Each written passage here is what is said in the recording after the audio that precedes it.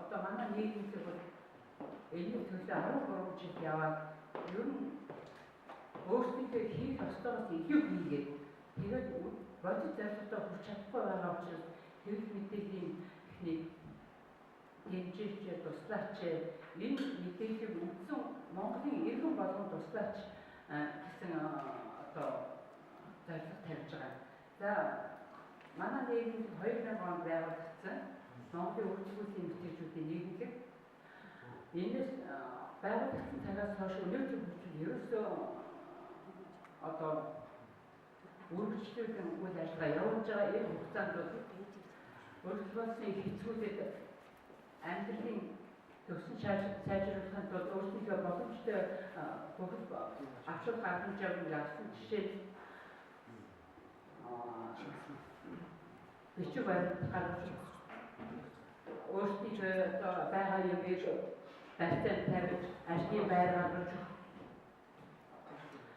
дээрээс нь сэтгэл санаа хангамж эрхийн хамгаалахын тулд холбох газар дээр очих ийм ажлуудыг хийж ирсэн. Сүүлийн одоо 2006 оноос хойш Орос таншааны иргэдийн асуудлыг хөндөж тавьсан. Энэ бол яагаад энийг ямар нэгэн хүн хүндэх ёстой. Монгол хүн бол энийг хүндэх ёстой. Гэтэл ер нь хүндэхгүй байсан. Тэгээ энийг бол манай хүн анх хүндэж тавьсан, өөрснөө судалгаа хийсэн, тооллого явуулсан, зургжуулсан судалгаа 2008 онд хийж өгсөн.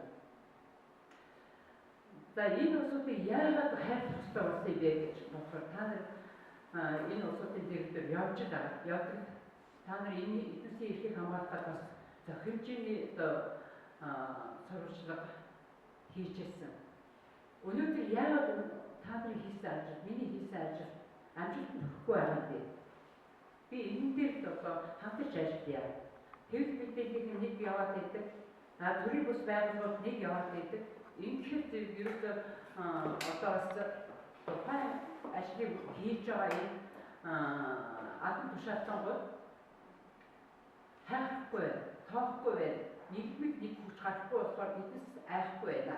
Тийм учраас айхгүй маа гэх бас иргэдийн аймагаас эрүүл мэндийг хамгаалъя, амьдралыг хамгаалъя гэсэн зорилгоор би өнөөдөр хэвлэлийн баг зарлаа. Үндсэн зорилго манай нийгмийн үндсэн зорилго бол тухайн ядарч байгаа иргэд тусах. Хоёр дахь гол зорилго нь энэ хийж байгаа ажлыг хараад төр засгийн энэ нийгмийн асуудал хариуцсан дарга засгийн газар энэ ажлыг өргөжүүлээд ард иргэдийн амьдрал ахыг сайжруулах гэж бодож хийсэн. Гэтэл ерөөсөө тийм архицтай харагдахгүй байна. Юм хийх тийм сэтгэлтэй хүн одоо засгийн газар нийслэлийн засаг төрийн байгууллагууд гарч ирээгүй юм шиг харагдаж байна. Ийм учраас би шаардлага бичиг засгийн газар нийслэлийн засгийн хамгаалсан газар буюу Батбаатар баатарт шаардлага өгөхөөр би одоо энэ хурд хийж байгаа маа.